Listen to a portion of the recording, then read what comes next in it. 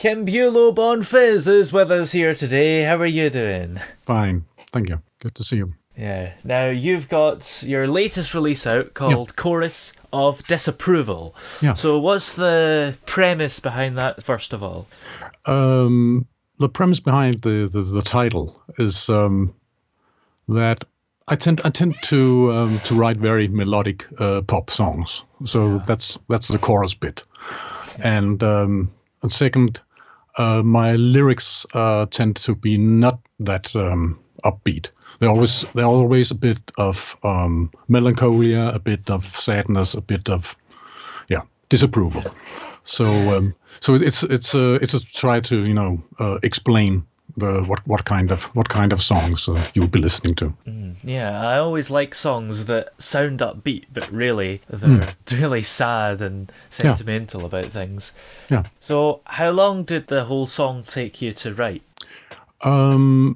The album, I think some of the songs could be 5 years old.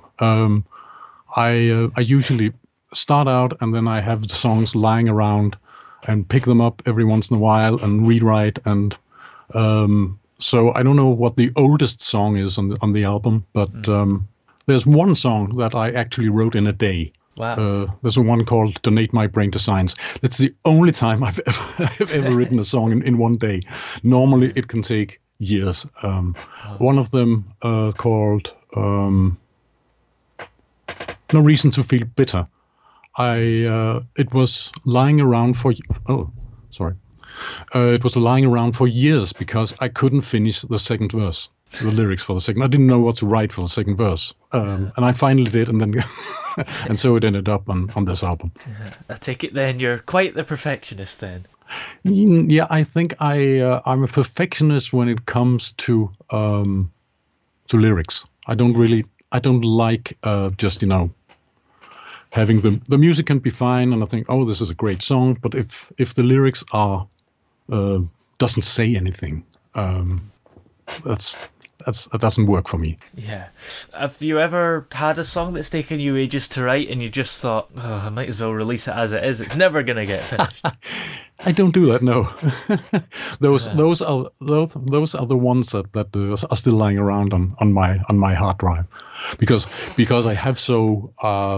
Especially this album, I was actually so lucky that I had plenty of songs that could have been on the album, and we picked 12, and we couldn't finish the 12th one, so that's why there are only 11 songs, because we only wanted to release the really good ones. So how does the songs on this album compare to the ones that you've done on previous albums? Yeah. I think they're quite melodic. They're quite old-fashioned singer-songwriter style.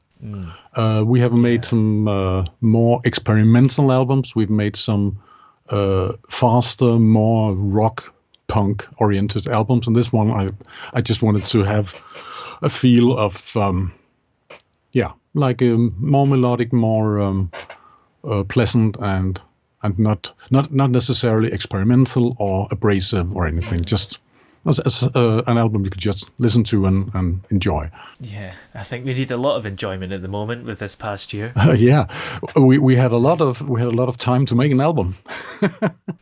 Absolutely. How's it been recording things? I take it the band haven't been able to get together as much as you could have. No, exactly.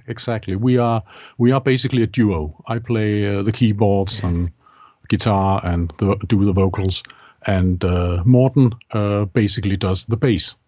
So what I've done is I've done the arrangements on my computer and sent him an audio file, and he recorded some bass lines and sent them back, and I integrated that into the song.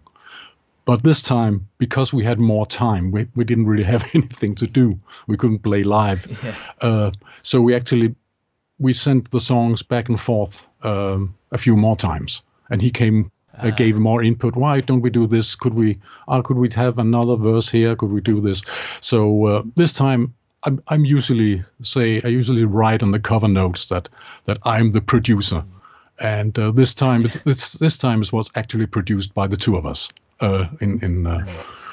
together. So yeah, and there's never been a better time to have a pandemic because we can do it all at home.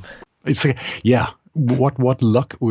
lucky we were. We were actually doing a small release party for the album just a few weeks ago, and we couldn't even rehearse because the rehearsal room was closed down due to the pandemic.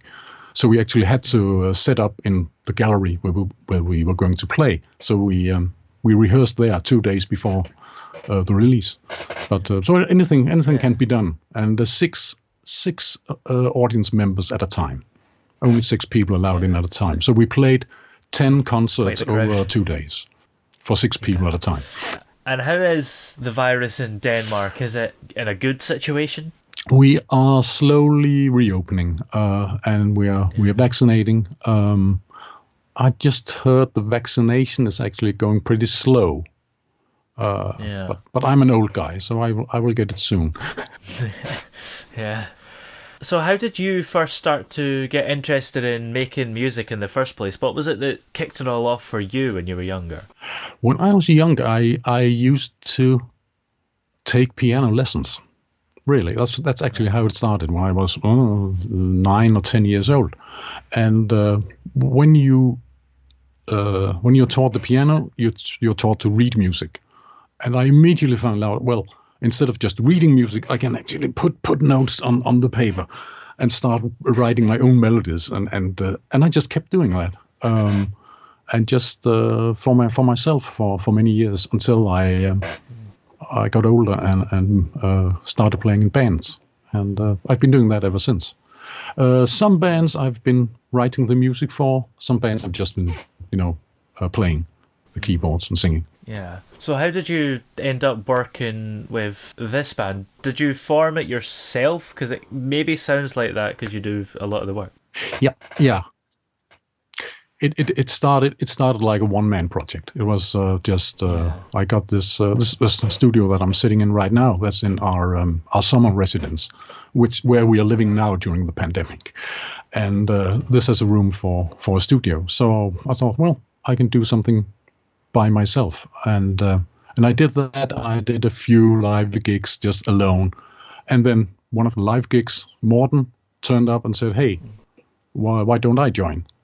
And so he played on a couple of tracks on the next album, and gradually he's become a member of the band. So I'd say we're a duo. Yeah. And why did you decide to call it State of Mind? Again, that's about the lyrics. I realized that a lot of things I was writing about was about various states of mind, about melancholia, happiness, depression, all kinds of moods. And also because music is a very good way of creating. When you're playing music to someone, you create a state of mind in their heads. So so it's about states of mind. Yeah, absolutely. And what's next for the band? Are you going to stick to the same lineup, or do you feel like there's room to expand even more? Yeah, we've been talking about a live drummer. Actually, make it a 3-piece, and because now we play with a lot of backing tracks when we play live with the drum machines and some synth parts and so on, and it would be nice to get a more live feel to it. Oh yeah. But that remains to be seen. We need to have rehearsal rooms opening up before we can do that. Yeah, that'll be hopefully soon. I don't know when. Yeah. No. And is music what you do full time, or do you have other things that keep you going financially? Yeah, I'm a web developer by trade. Do web development. So I work a lot on the computer. What I actually do, and when the working day is over, I just switch to another program and start writing music instead. So yeah. Nice. So music is more of a kind of passion thing, which I think it seems to be with a lot of people. Yeah. I've had some years of my life. In the 80s, I was actually making a living I was in a moderately successful band in Denmark, and I made a living that way for for some years, and I just stuck to it, and so it's become. Sometimes some years I do get an income from it, and some years I just do my web work to make ends meet. And in terms of musical influences, who would you say particularly has inspired you? I think the most obvious one, the one people always tell me, and people know better than I, it's the Pet Shop Boys. Because they have this. They are a dance band, they are a pop band, but they have this very strong, old-fashioned singer-songwriter tradition.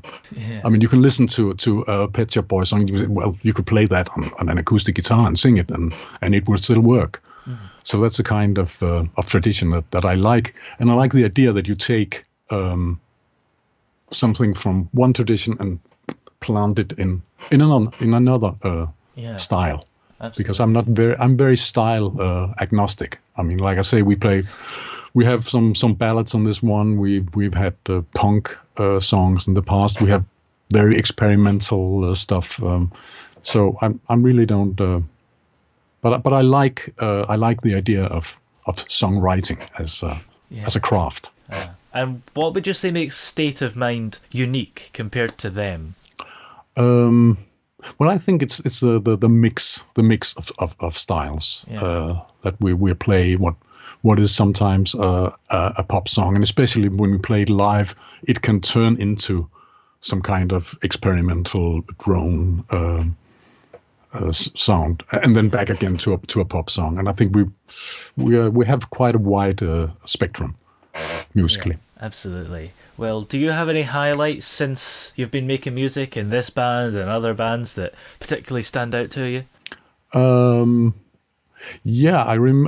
remember the first time that was the band I talked about in the 80s, which was big in Denmark. We had just released our first album and went to play in a remote town.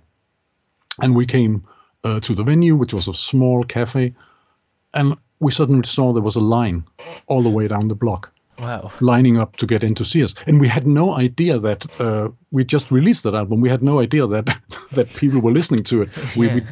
We suddenly become a hit, overnight. And that was, I still remember that line. That was really fun. That's impressive. What's the name of the band you were in? It was called DND. Which was Det Neo-Depressionistiske Danseorkester in Danish, meaning the Neo-Depressionist Dance Orchestra. I don't think anyone really heard it outside Denmark. We used to sing in Danish, German, and English. Oh, nice. A strange mixture of sounds. And it was kind of a new wave, a post-punk, a new wave. It was slightly parodying the whole new wave scene. Yeah, for sure. As the name suggests, yeah. Yeah. And do you have any more songs and albums coming out with the band in the not too distant future? We are not really planning the next album. We want to do something very loud at one point. Go into a studio and just turn up the amps and have everything feeding back. And I have a lot of songs that would be good for that. So that's a project we have sometime in the future. Yeah. More of a drone album. And when you're not making music and web developing, what do you get up to in your spare time? Well, if you'd asked me a year ago, I would say travel. But but I mean that's another passion of mine, traveling the world. And I also have a flat in Berlin that I used to go to Berlin all the time. And well, we were there in September, but that was the last time we've seen Berlin. And and all our travel plans were cancelled. So and still are. So we don't really know when we're going traveling again. Yeah. Hopefully it won't be too long, but then again, if it's not going to be safe, then I'd rather wait. No. I mean, Denmark and Germany are close, so I think we'll figure out something. Yeah, and it's all shinging and stuff. Yeah. You have more problems than that. Yeah, for sure. After Brexit, it's even worse for you. Yeah. Yeah. So where are we able to check out your music if we want to have a listen? Yeah. The website is stateofmind.fm. Please remember it's .fm, and there's links to everything where you can stream and buy, and YouTube and the whole thing. Yeah. And are you on any kind of social media as well for us to keep up with you? Yeah, we're at State of M, at State of M on Twitter, and at State of Mind Pics on Instagram, and we also have a Facebook profile. But again, you can find all of those. There are links to all of those from stateofmind.fm, the website. Nice. Well, thank you very much for coming on the show today then. Thank you. Thank you for having me.